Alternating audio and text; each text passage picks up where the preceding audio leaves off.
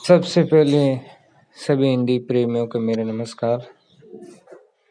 आप सामने एक तस्वीर देख रहे हैं। आप जान ही गए होंगे कि हम आज किन के बारे में पढ़ने वाले हैं। जी हाँ, यह है श्री हरिवंश राय बच्चन जी। हालावादी दर्शन इनका मुख्य विषय है, जो इनकी मधुशाला कृति के अंदर झलकता है।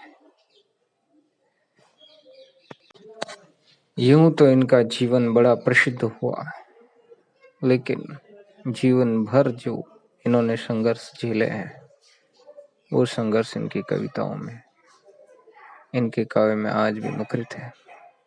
उनकी एक छोटी सी कविता है जिसका शीर्षक है दिन जल्दी जल्दी ढलता है। दिन जल्दी जल्दी ढलता है, ये देख थका दिन का पंथी भी जल्दी जल्दी चलता है। दिन जल्दी जल्दी ढलता है। बच्चे प्रत्याशा में होंगे, नीड़ों से झांक रहे होंगे।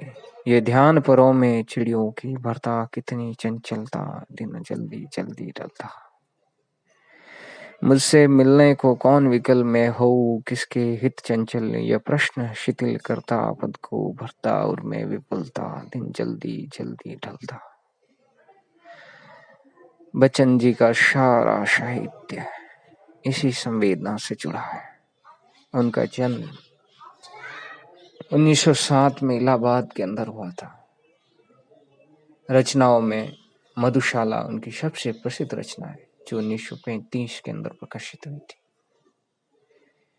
फिर मधुबाला 1938, मधुकलश 1938,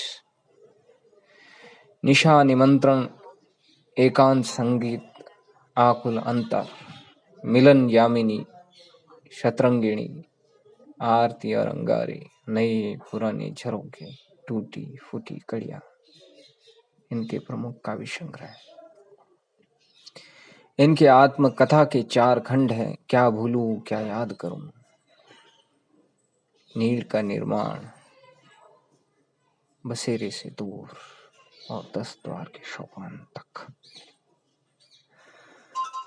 इसके अतिरिक्त इन्होंने हेमलेट, जनगीता, मैकबेथ ये अनुवाद किए हैं। एक डायरी, प्रवासी की डायरी उन्होंने लिखी है। उनका पूरा वांग्मय बंचन ग्रंथावली के नाम से 10 खंडों में प्रकाशित है। इस सितारे का अंत 2003 के अंदर मुंबई में हुआ। पूर्व चलने की बटोही बाट की पहचान कर ले। आंख में हो स्वर्ग लेकिन पांव धरती पर टिके हो, कंटकों की इस अनोखी सीख का सम्मान कर ली। पूर्व चलने की बटोही बाट की पहचान कर ले।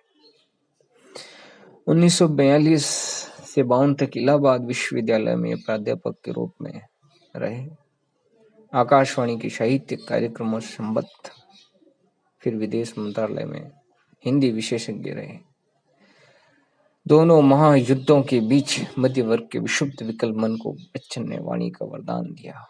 उन्होंने छायावाद की लाक्षणिक वक्रता के बजाय सीधी सादी जीवंत भाषा, संवेदनशील गेय शैली में अपनी बात कही। व्यक्तिगत जीवन में घटी घटनाओं की सहज अनुभूति की ईमानदार अभिव्यक्ति बच्चन के यहाँ कविता बनकर प्रकट हुई। यह विशेषता हिंदी काव्य संसार में उनकी विलक्षण लोकप्रियता का मूल आधार बनी। मध्ययुगीन फारसी की कवि उम्मत खयाम का मस्तानापन हरिवंश राय बच्चन की प्रारंभिक कविताओं में, विशेषकर मधुशाला में एक अद्भुत अर्थ विस्तार पाता है। जीवन एक तरह का मधुकलश है, दुनिया मधुशाला है। कल्पना शाकी और कविता और प्याला, जिसमें ढालकर जीवन पाठक को पिलाया जाता है।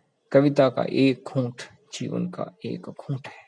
पूरी तन्मयता से जीवन का घूंट भरे, कड़वा खट्टा भी सहज भाव से स्वीकार करें तो अनंत एक बेख्याली, एक हालावादी दर्शन उत्पन्न होता है कि दुनिया में हूं, दुनिया का तलबगार नहीं हूं और बाजार से गुजरा हूं पर खरीदार नहीं।